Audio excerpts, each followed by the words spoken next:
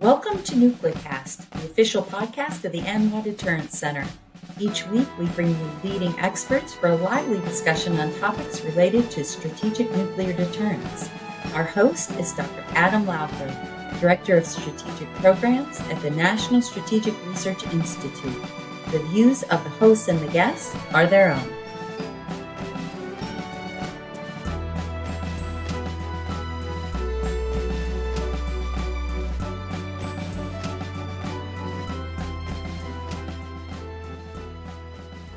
Welcome back to NuclearCast, of course. As I promised you on the last episode, we were going to continue our discussion with Ray Smith, the historian at Oak Ridge, Tennessee. And he worked, as you remember, he spent 47 years at Y-12. Now, we ended the last episode, part one of this history, and we were sort of coming to the present of Y-12. And so, the Cold War was over.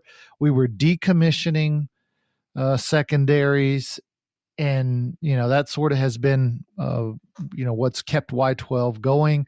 But now we're in this new era where we have, a resurgent Russia that's building all sorts of new systems. They very well may break out of the New START treaty. They've got thousands of non-strategic nuclear weapons. We've got a China that is going to be a peer or superior to the United States within the next decade. We've got a North Korea that says they're going to match our capability.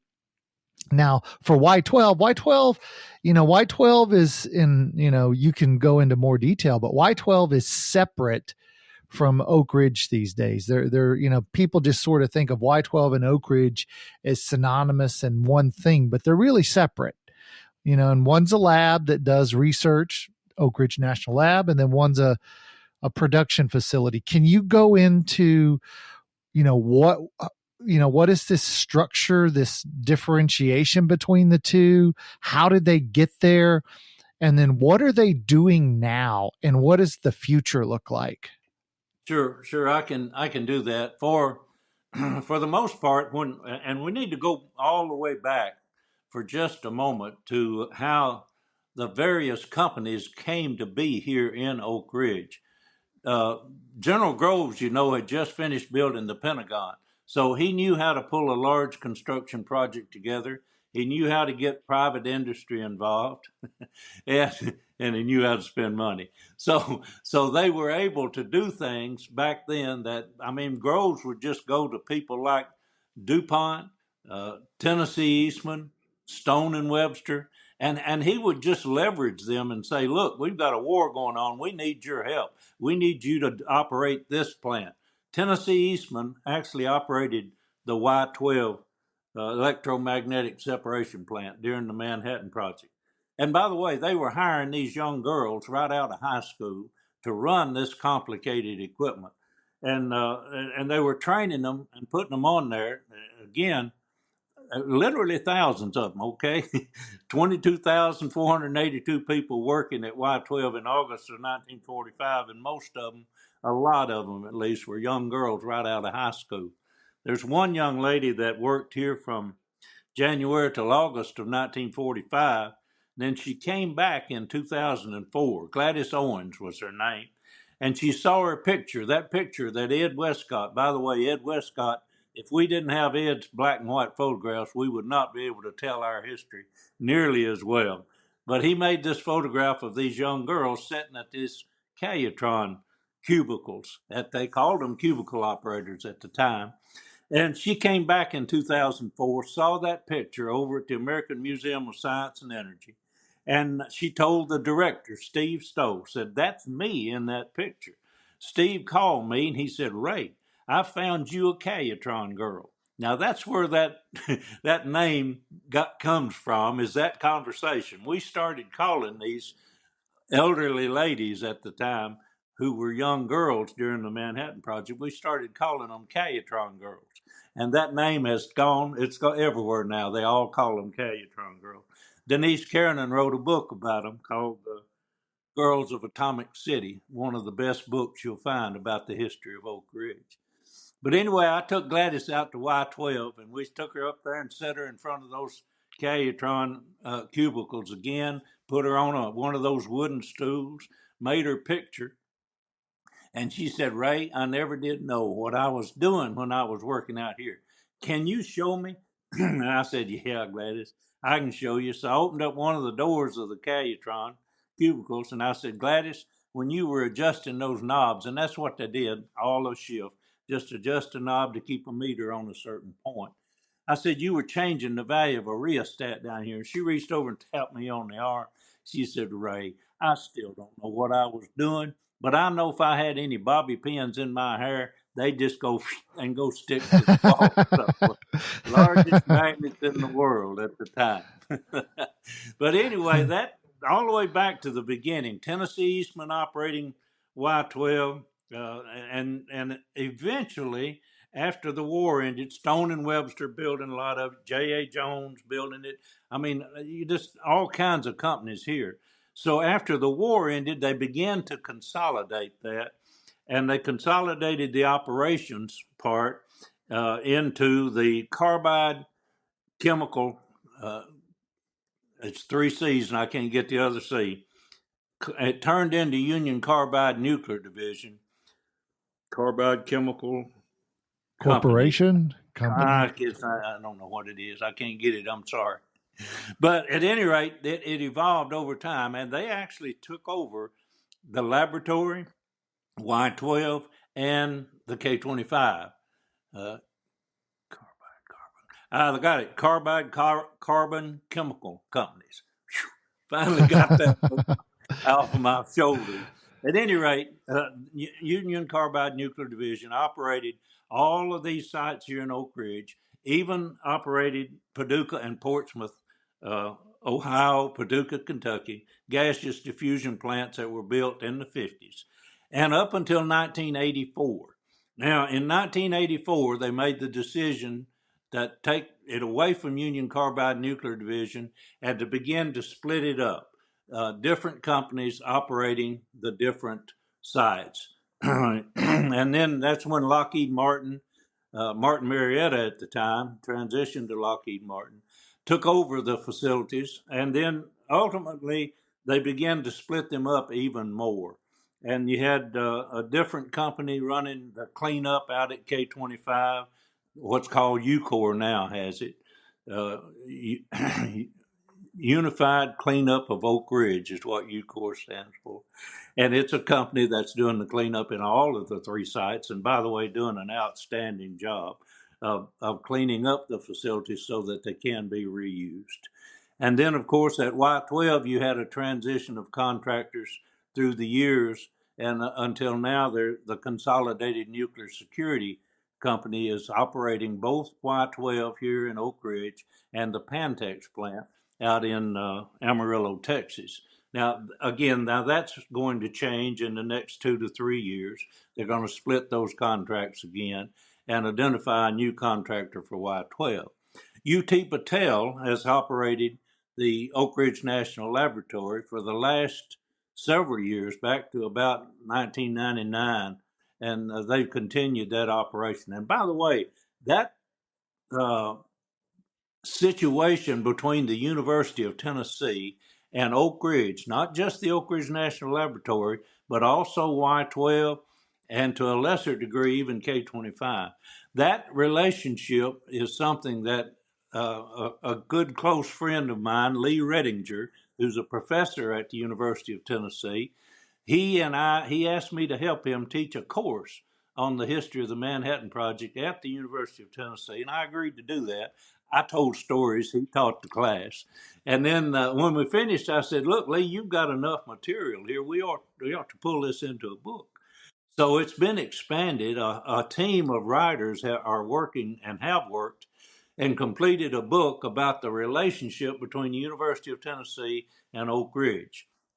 And that book will come out in 2024, and it will document some of those things that we're talking about here, especially as associated with the city of Oak Ridge and the University of Tennessee and that relationship.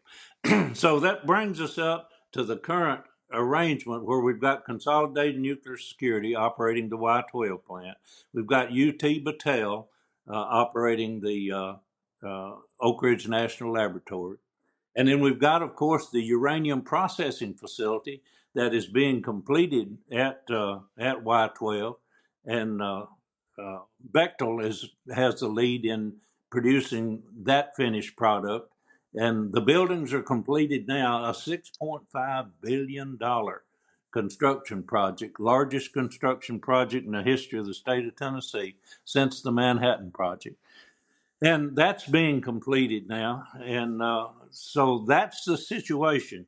You've got the Y-12 plant thriving and continuing to support the nuclear stockpile and disassembling nuclear weapons, running special projects for numerous other federal agencies, including NASA. And then, of course, at the Oak Ridge National Laboratory, there's all kinds of connections there to research being done on almost anything you can think of, even to the fusion energy that's being built at ETER over in France. The Oak Ridge National Laboratory is managing that work. So what's happening in Oak Ridge today is astounding when you really start looking at the details of the things that are being done in Oak Ridge. And just to make the connection for you, think about your iPhone and the touch screen technology on the iPhone that we just take for granted now. That was invented in Oak Ridge. Huh. So you I can did see not that know Oak Ridge that. touches, I know you didn't, I got you. But Oak Ridge touches many aspects of our life that we just take for granted. A lot of the technology that spun out of the Manhattan Project, we don't even think a second thing about today. Of course, nuclear weapons, we realize that. And I mean, come on, the Oppenheimer movie, we're calling it the Oppenheimer effect because it's bringing tourism to Oak Ridge and an increased interest in not just Los Alamos, but in Oak Ridge as well. So as you look to the future of, I have some familiarity with Oak Ridge, and Oak Ridge is, as I understand it, the lab is they do a lot of cyber stuff. They do a lot of, sort of cyber security work, Yes. and they're doing some civilian nuclear energy work. Yes. But can you maybe expand on what the lab is doing and where's it going in the future? And then what do you see the future of Y-12 being? Just as you look 5, 10, 15 years into the future. Sure.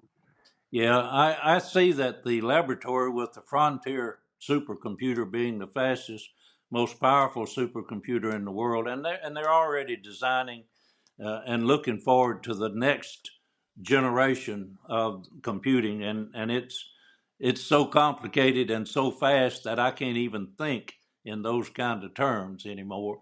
But I don't expect the Oak Ridge National Laboratory to ever be far from being the first in the world in computing capacity and speed.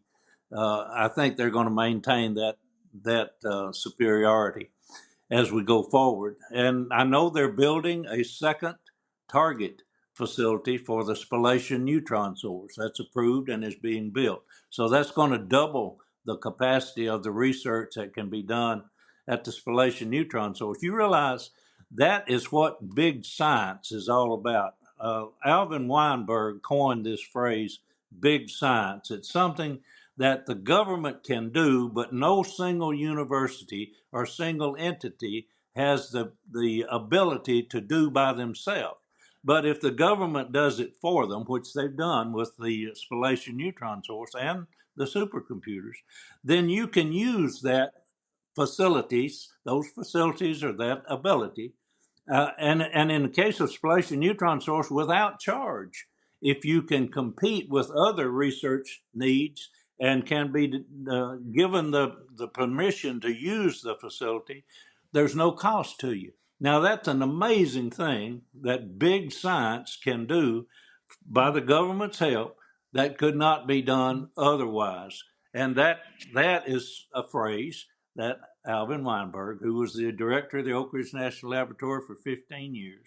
And he's also the one that was asked before he died, what's the most important thing Oak Ridge has done for the world?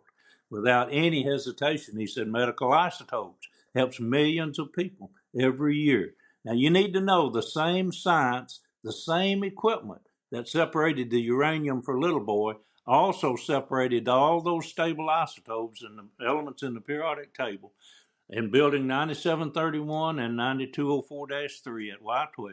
And then they were sent over to the graphite reactor, made radioactive, and produced nuclear medicine. So the thing that Alvin thought was the most significant contribution from Oak Ridge to the world is nuclear medicine. So you ask about Y-12 and what the future looks for us. I say this without any knowledge or detailed information, but it's my estimate that we probably have 20 years of backlog just to disassemble nuclear weapons. Now you got to take that with a grain of salt. I don't have a clue what the backlog is, but as you mentioned, you used the term 24,000. I used the term over 30,000. At any rate, we built a lot of nuclear weapons during the Cold War. And by the way, I was out west not too long ago and got to go to one of the Minutemen sites, and they had a chart up on the wall there of all the nuclear weapons that had been built by the Soviet Union, by other nations, and by the United States. So they had that peaking up in around the 60s and the 70s, coming down after the 80s, significantly down. We're coming down, if I have my numbers right, we're coming down eventually to 1,550 by the START Treaty, and we're down to about 2,000 now. But all of those continue. Those active nuclear weapons have to come back to Y-12, the secondaries, come back and have some things that need to be refurbished, some things that need to be modified for safety purposes or improvements that have been designed into it. So there's work that has to do with the enduring stockpile that Y-12 does on the secondaries, and then ship those back out to Pantex where the assembly, final assembly for the nuclear weapons takes place, or the initial first disassembly where they take the high explosives off and the secondaries come to Y-12. So that work I see continuing for the foreseeable future. And I also see the relationship with NASA. I mean, they're building right now the Krusty is what it's called, and I have no clue what the acronym stands for, but it's a small reactor that would go into space vehicles that would provide power as they are doing exploration into outer space. And of course, the Oak Ridge National Laboratory provides the material that's needed to and is being used in all of the spaceships that are out there now. That comes from Oak Ridge, from the National Lab. So I see the future of Oak Ridge, as I mentioned, the main missions of Y-12 and the Oak Ridge National Laboratory, the multiple missions. I see those as just growing in the future. And by the way, the influx of private contractors or private industry that's coming into Oak Ridge is also a boon to us with the industrial parks that we have being utilized now. And again, we're up to 32,000, which is population in Oak Ridge, which is an increase over the last few years. Building apartments being built as fast as they can build them. They're being rented. So Oak Ridge is growing. Well, we're at that time where we got to take a quick break. We're talking to Ray Smith, and we're talking about Oak Ridge. And, you know, we started in 1942 here in episode 2 of this discussion of Oak Ridge. You know, we're up to sort of the present and the future. And then when we get back from the break, I'm going to do what I've been doing for guests here lately. I'm going to bring out my genie, Bob, who grants wishes, and see what Ray would wish for. You're listening to Nuclecast, and we'll be right back.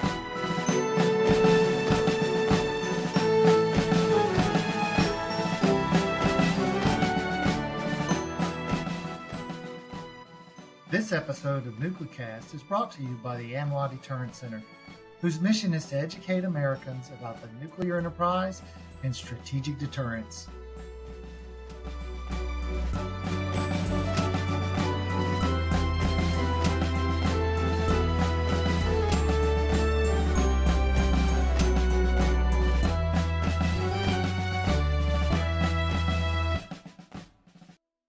And we're back, and we're with Ray Smith. So Ray, you spent 50 years working Oak Ridge and Y-12, and so I have a genie. His name is Bob.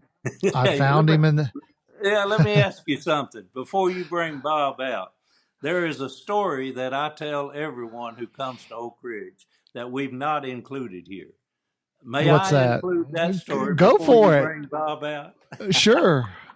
All right, thank you. Now, this one, we have a storytelling festival. You know, up in Jonesboro, they have storytelling festival at the International Storytelling Festival, and a couple of families from Oak Ridge were up there about 6, 7 years ago, and they were at that storytelling festival, and they said, "Boy, we would love to have this in Oak Ridge." So they started it. The Flatwater Tales Storytelling Festival is in June of each year here in Oak Ridge.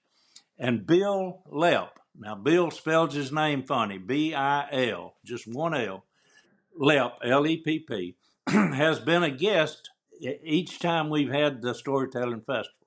This last year, June of this year, he asked me to help him tell a story about Oak Ridge, and I agreed to do it. And we've had a whole lot of fun doing it. Now, this is my version of the story.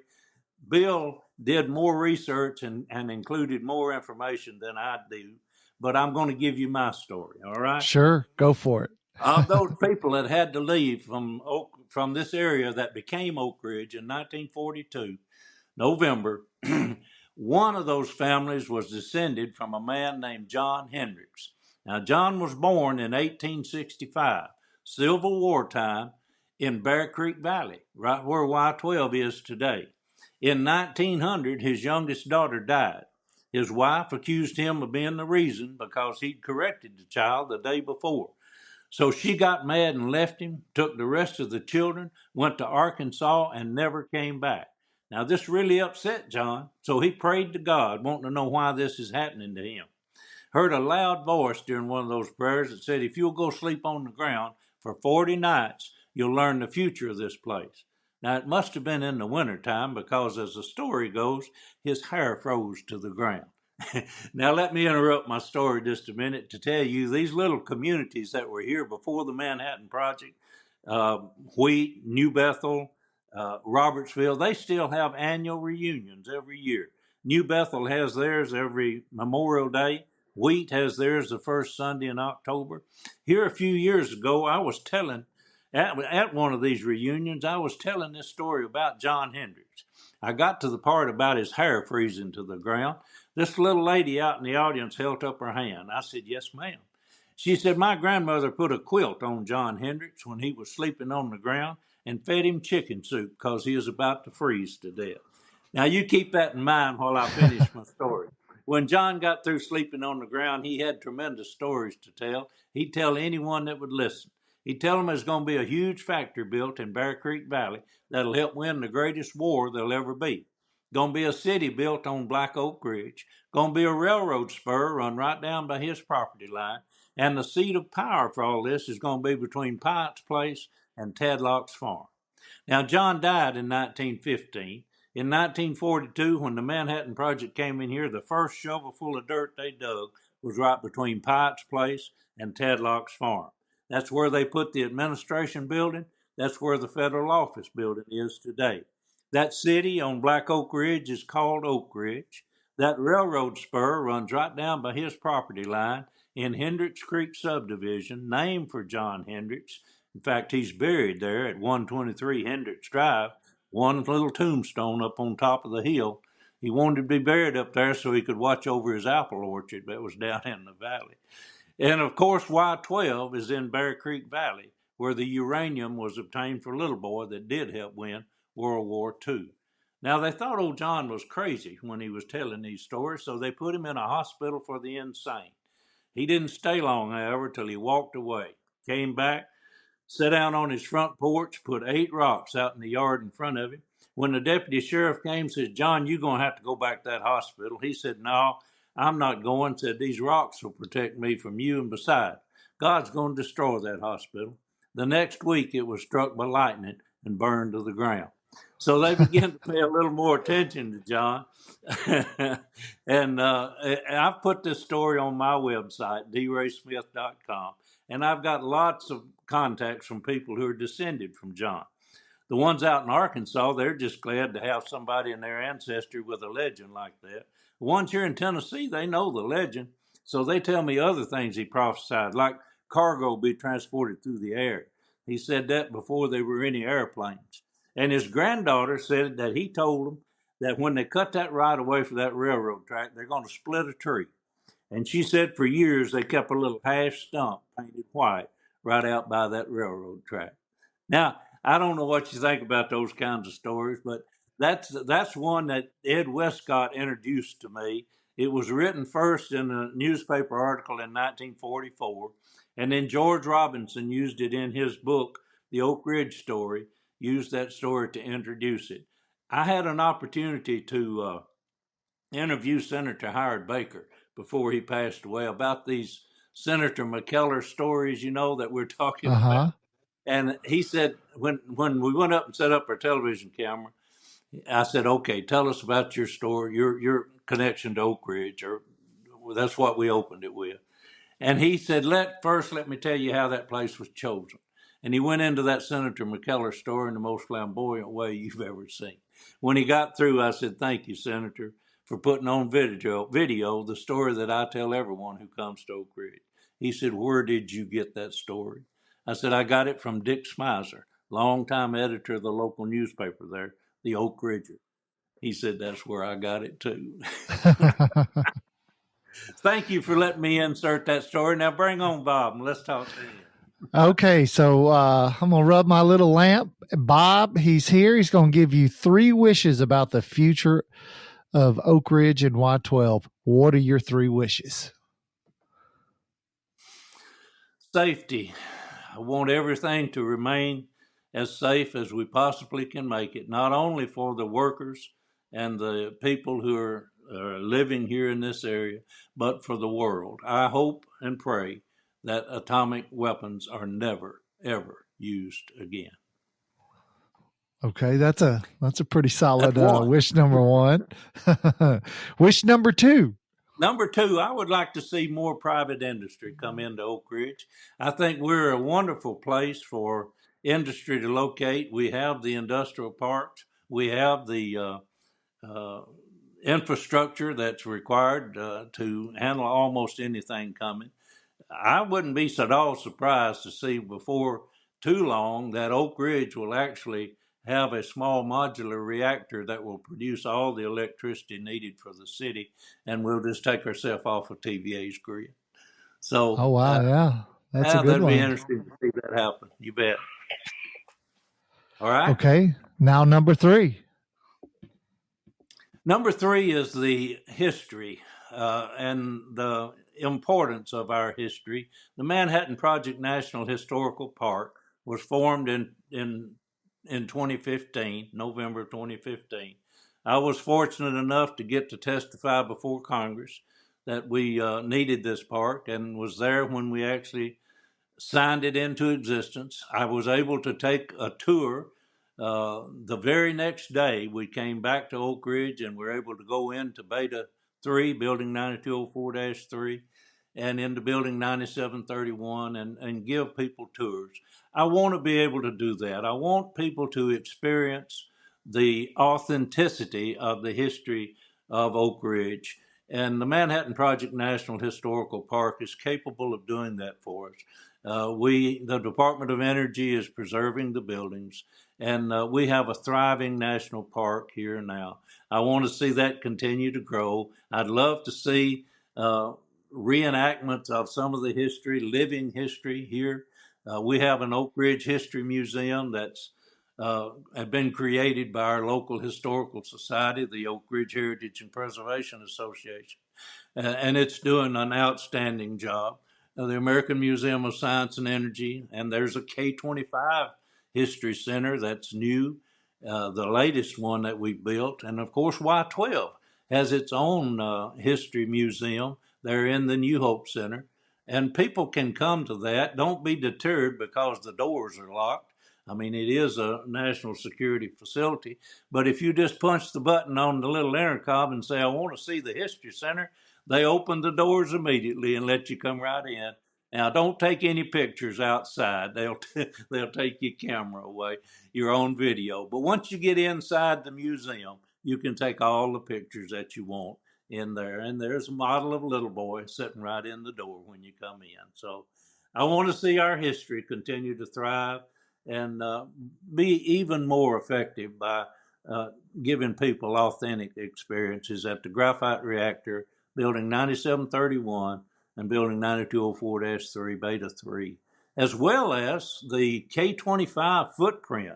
We're finishing that up. We're going to have a viewing platform right at the base of the U shape of the footprint, and then we're going to put some poles, flag poles, if you will, out to mark the corners of the building so you can see the size of it. And I'll give you a little wish here for Bob. I want a laser unit that will shine from that viewing tower and hit mirrors on all of those flag poles and give us a laser show of what the size, remember 44 acres, largest building in the world at the time, a mile long. I want to see that as a laser show. So, Bob, that's my third wish. All right. Well, Ray Smith, historian in Oak Ridge, Tennessee, and a long time, 47-year employee at Y-12. So thanks for joining us on Nuclecast. Glad to do it. And I'll be honest with you, Ray, you're a pretty good storyteller. So thanks for joining us. Thank you. Thank you very much. It was a pleasure. And thanks to you, the listeners, and we will see you on the next episode of Nuclecast. This has been a production of the ANWA Deterrence Center. Our executive producer is Kimberly Charrington, and this episode has been engineered and mixed by David Krumthal. Follow the show on LinkedIn, Facebook, and Twitter at Nuclecast. Listen, follow, and review the show on Spotify, Apple Podcasts, Amazon Music, or wherever you listen to your favorite podcasts.